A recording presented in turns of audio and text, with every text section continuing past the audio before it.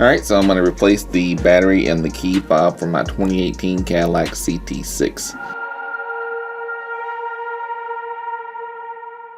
The directions are in the owner's manual, but it's not super clear, and plus maybe you don't feel like looking for that. So first, of course, you press this little button on the side.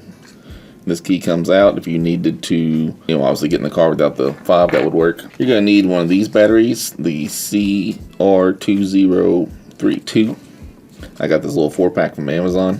I used the other one in my Volvo and it worked great. And then so the directions say to separate the transmitter, and it just points vaguely into this area.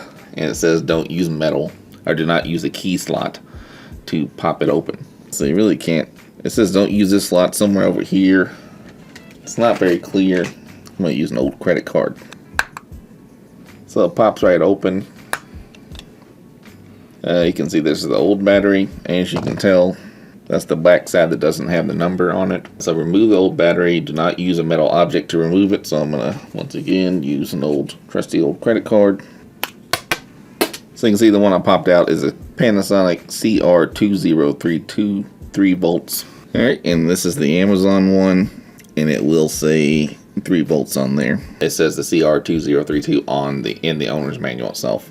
So the numbers go face down. You kind of just pop it in there. Snaps in pretty good. As far as I can tell, there's really not a way that I know of anyhow to determine what is key 1 and what's key 2. When you go in the car, it tells you. But as far, and like this part, you just smush it back together. And it clicks, and then you slide this back in. Just make sure it's all snapped in on the edges here. And then, this guy just pops right back in there.